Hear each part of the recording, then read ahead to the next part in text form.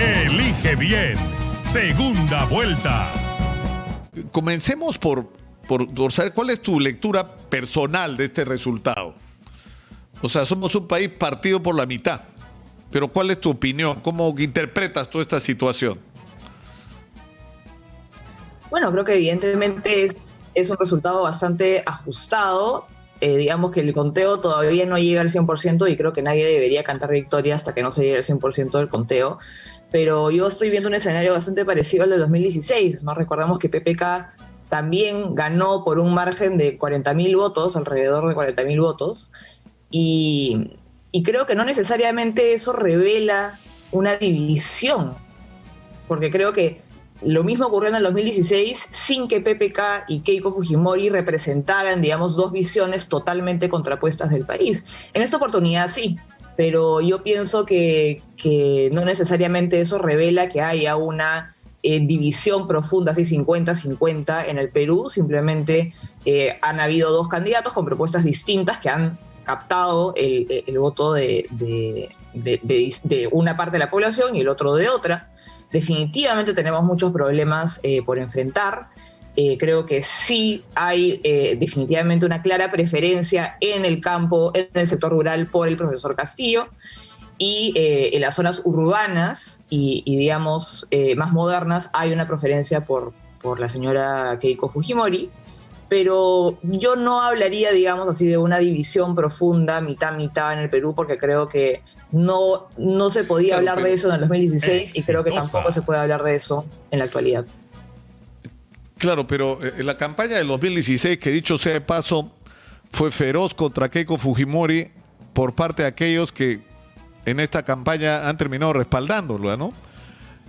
Y si hay un anti-Keiko en el electorado, en gran medida es responsabilidad de quienes ahora la apoyan y se dedicaron 20 años a no solo a cuestionarla por aquello que podría ser, digamos, legítimo, ¿no es cierto?, los procesos judiciales, sino por casi cualquier cosa. Hasta de narcotraficante la acusaron en el 2016, ¿no?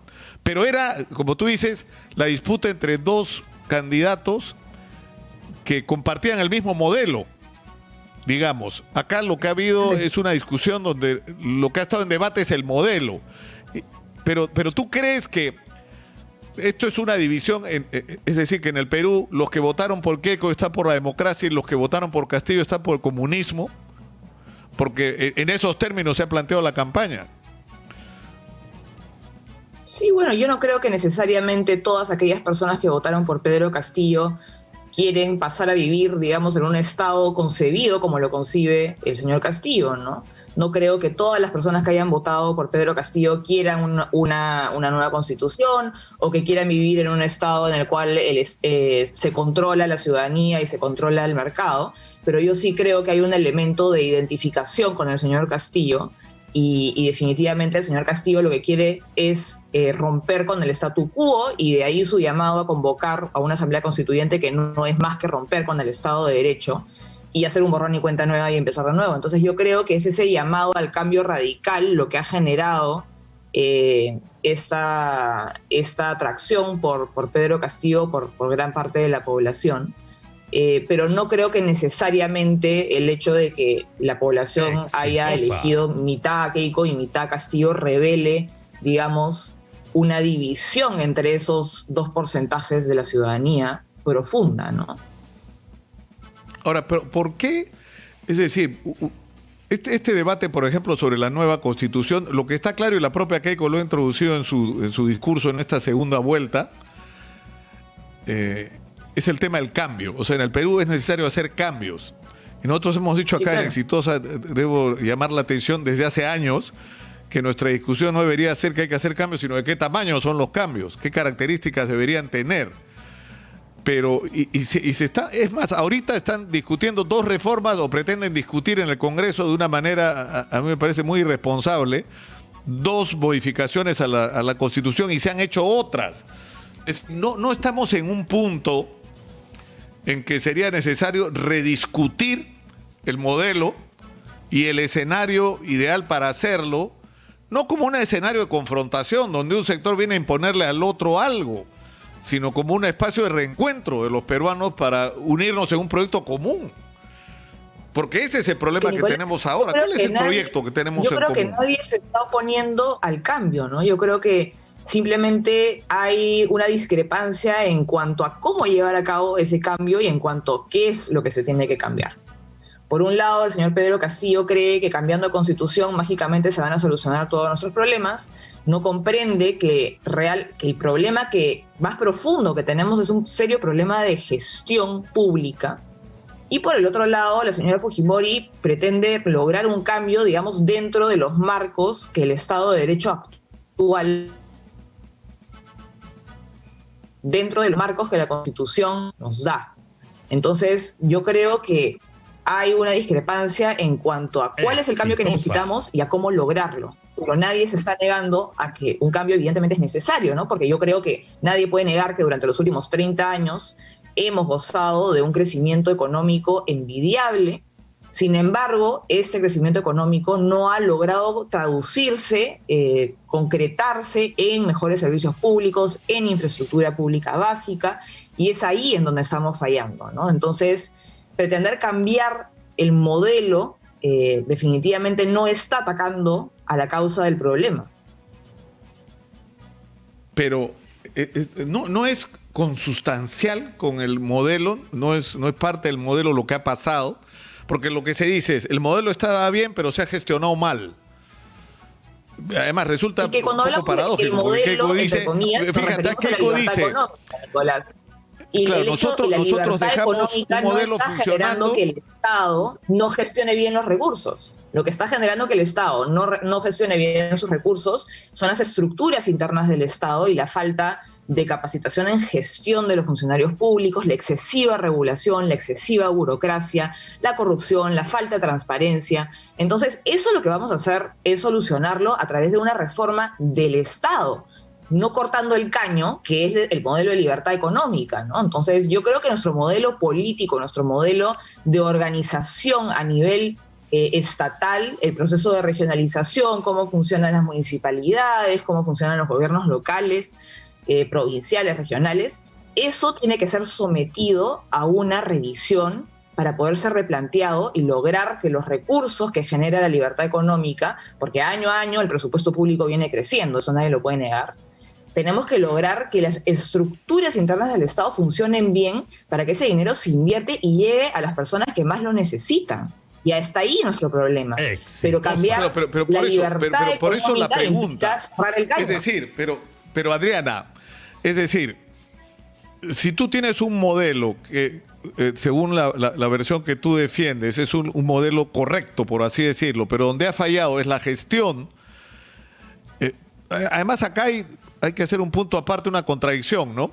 Porque Keiko dice, los que fallaron fueron los que vinieron después, los últimos 20 años, y a quienes convoca para hacerse cargo de la gestión en su equipo técnico son casi todos provenientes de los gobiernos de los últimos 20 años. O sea, gente que ha estado no solo en uno, en dos y hasta en tres de los gobiernos de los últimos 20 años.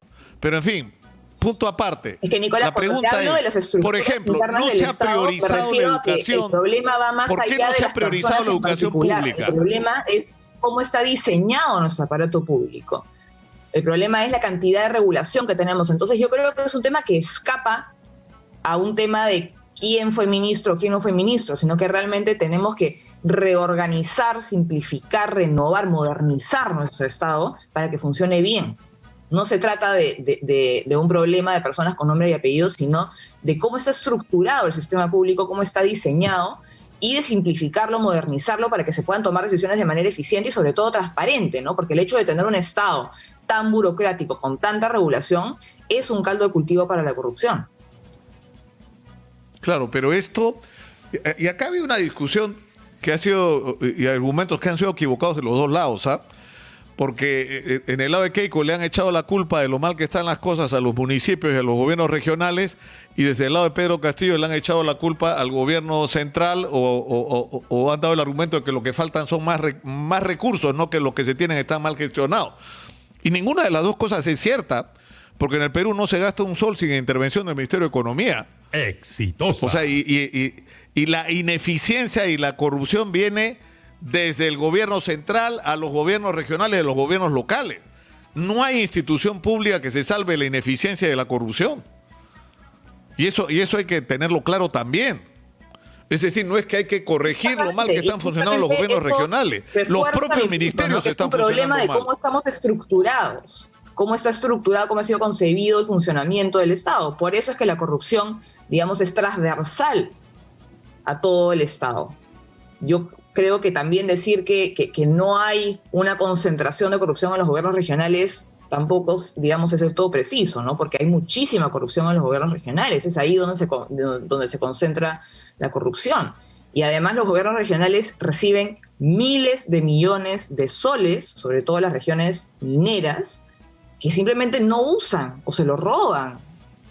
Entonces, sí, nadie está negando que no haya corrupción en el gobierno central, porque como te señalo, creo que tenemos un problema estructural, que tenemos que rediseñar nuestro aparato público para que sea justamente más transparente, para que pueda tomar decisiones de manera más rápida, más eficiente, pero creo que decir que no hay un problema en las regiones tampoco se ajusta a los hechos, ¿no? No, pero por supuesto que sí.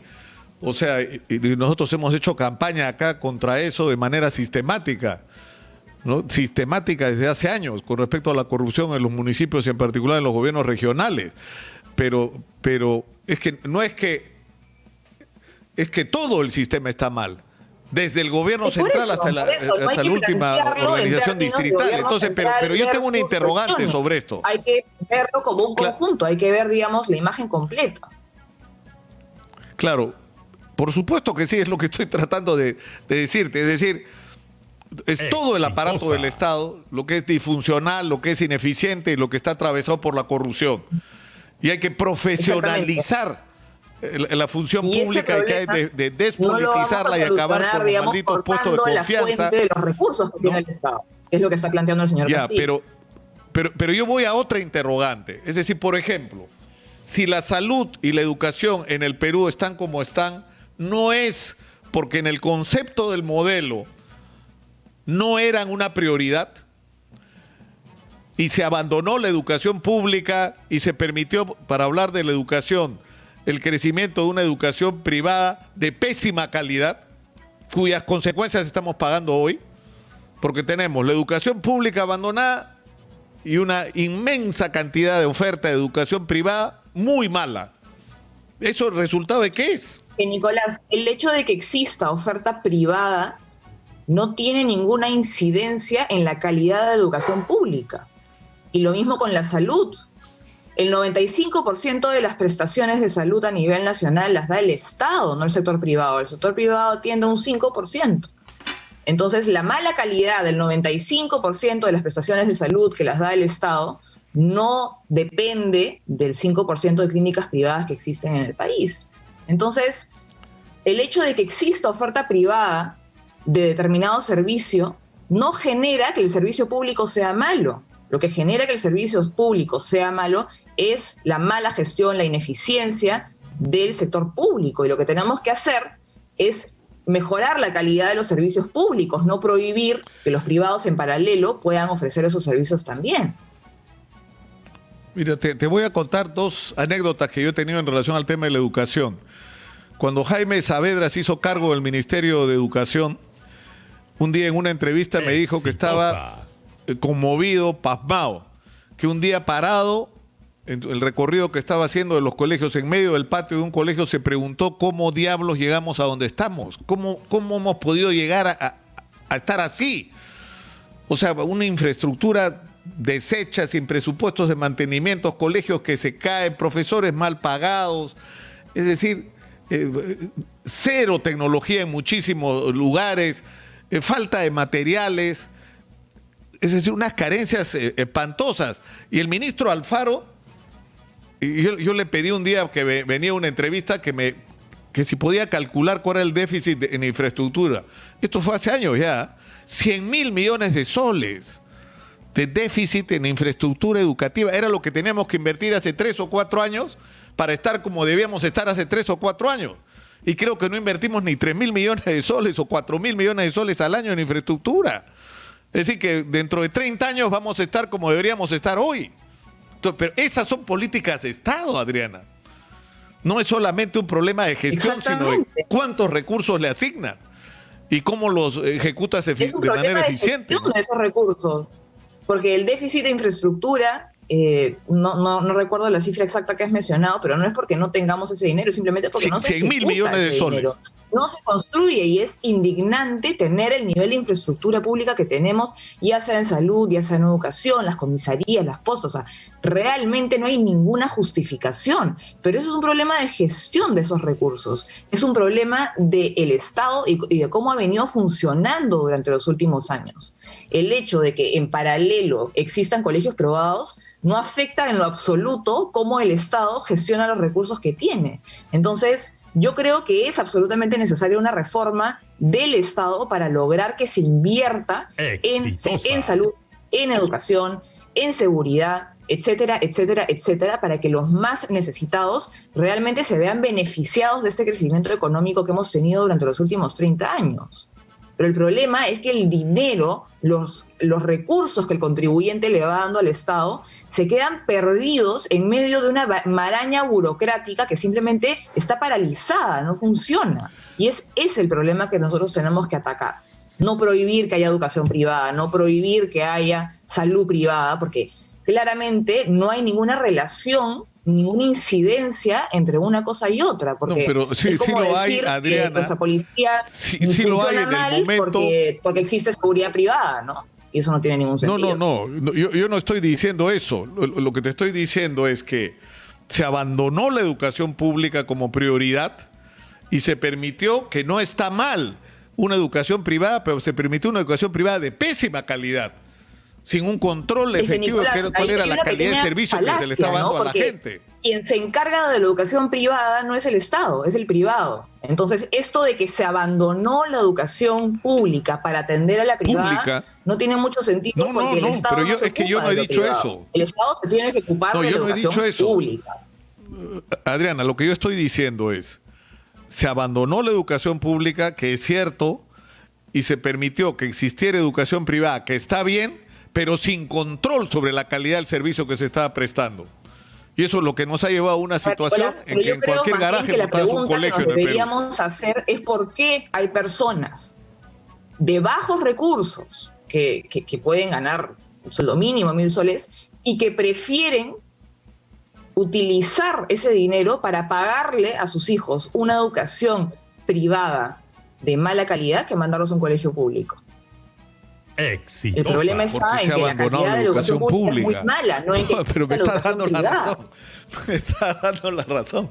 Porque es porque no se han invertido de manera adecuada los recursos en una educación pública de calidad. En mejorar la educación mejorar la calidad de la educación pública, no voltear y echarle la culpa a la educación privada, que también hay colegios de muy mala calidad. Pero la raíz del problema, la pregunta que deberíamos estar haciendo es por qué hay personas que prefieren pagar una educación privada de mala calidad cuando tienen una educación pública gratis. ¿Será que la educación pública es de peor calidad todavía?